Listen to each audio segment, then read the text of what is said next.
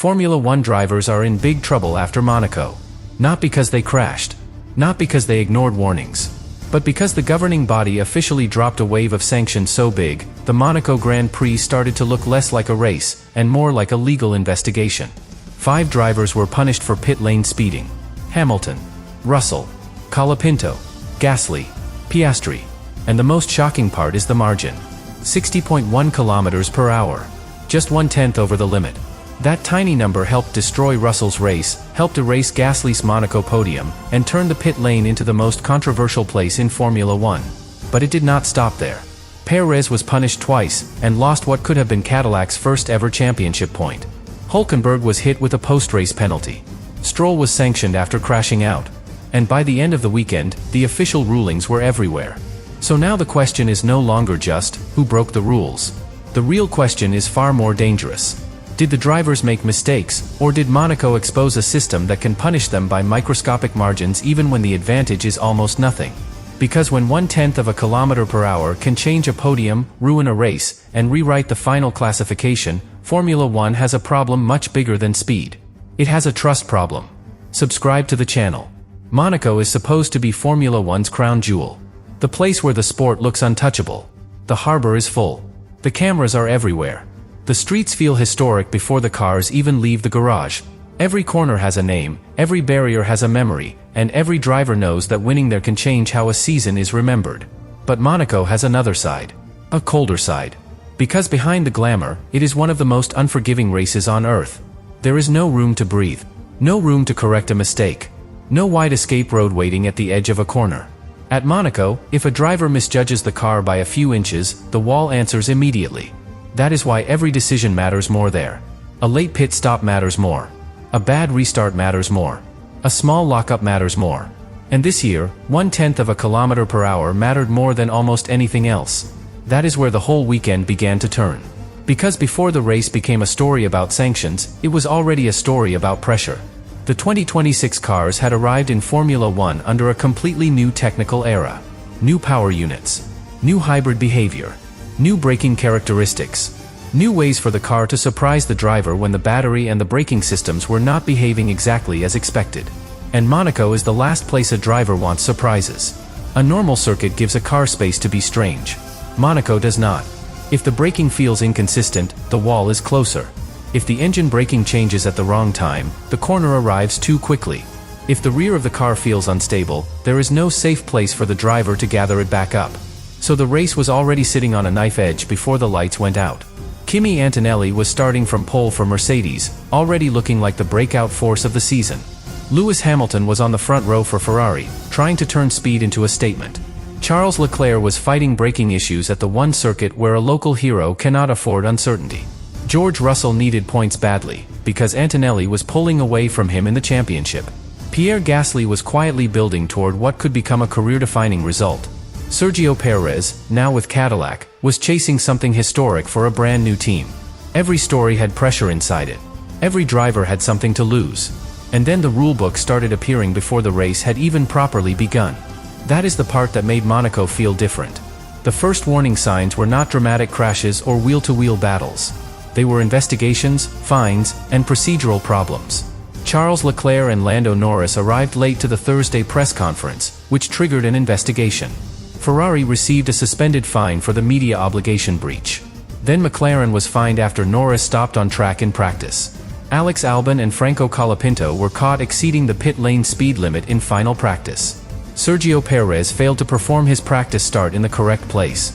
Ollie Behrman was sent out with a cooling fan still attached to his Haas, forcing a mechanic to sprint down the pit lane and remove it. That sounds like a collection of small incidents. But it was really the first clue. The weekend was already messy. The governing body was already busy. Teams were already making errors. Drivers were already being watched. The pit lane was already producing problems before the Grand Prix had even reached its most chaotic moments. And at Monaco, early disorder rarely stays small. It grows. Because Monaco compresses everything. The track compresses the cars. The walls compress the drivers. The strategy compresses the race. And when the rules start compressing the result too, the whole weekend can feel like it is closing in on everyone. That is exactly what happened. Perez found out first. He had already been under investigation for the practice start issue, but the race itself began with an even bigger problem. After qualifying near the back, he pulled into a grid slot that had been left vacant because Gabriel Bortolito was starting from the pit lane. At a normal circuit, that might still be serious. At Monaco, it is massive, because every grid position is valuable. The stewards judged it as a very significant advantage. Perez received a drive-through penalty. For a Cadillac team chasing its first championship point, that was devastating. The race had barely begun, and one of its most important underdog stories was already damaged by a sanction. But the bigger disaster was still waiting. Because soon, the pit lane became the center of the Grand Prix. And not in the normal way. Usually, the Monaco pit lane matters because of strategy. A perfectly timed stop can save a race. A slow stop can ruin one. A safety car can turn a normal strategy into a miracle. Teams watch the gaps, the tire age, the traffic, and the timing of every stop because overtaking is so difficult that the pit lane can become the only place where positions truly change. But this time, the pit lane was not just deciding strategy. It was creating penalties. The speed limit at Monaco is 60 km per hour, lower than the usual limit at many circuits. That rule exists for safety, and nobody can seriously argue against the reason. The pit lane is narrow. Mechanics stand close to the cars. Officials, tools, wheels, hoses, and team members fill the space. A Formula One car moving too quickly through that environment is dangerous. The problem was not the existence of the rule. The problem was what happened when the rule was enforced. Hamilton was flagged at 60.1 km per hour. Russell was flagged at 60.1. Colapinto was flagged at 60.1. Gasly was flagged at 60.1 on his first stop. Piastri was flagged at 60.1 as well. 5 drivers. 5 sanctions. 5 cars from different competitive situations, different teams, and different parts of the race, all hit by the same tiny margin. That is where the mood changed. Because 1/10 of a kilometer per hour is not a driver flying recklessly through the pit lane. It is not a car roaring past mechanics in a way that everyone can see with the naked eye.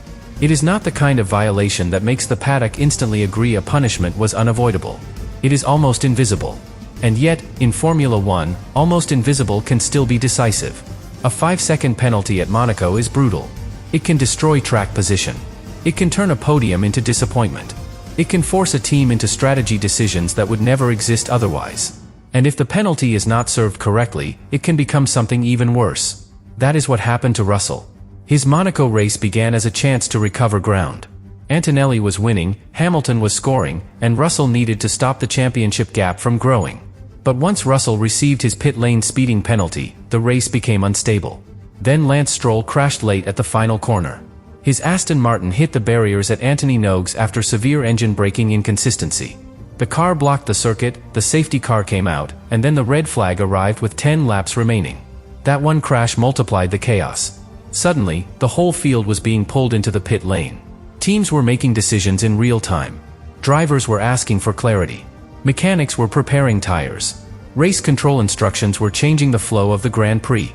And Russell, already carrying a 5-second penalty, was caught in the worst possible moment. Mercedes double-stacked him with Antonelli.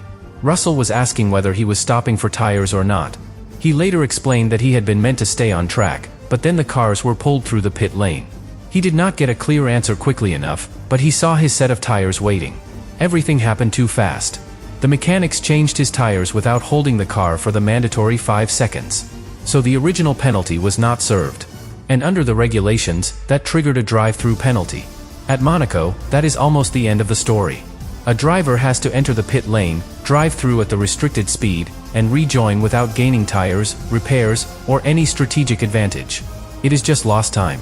And because overtaking is nearly impossible, the lost time becomes trapped on the timing screen.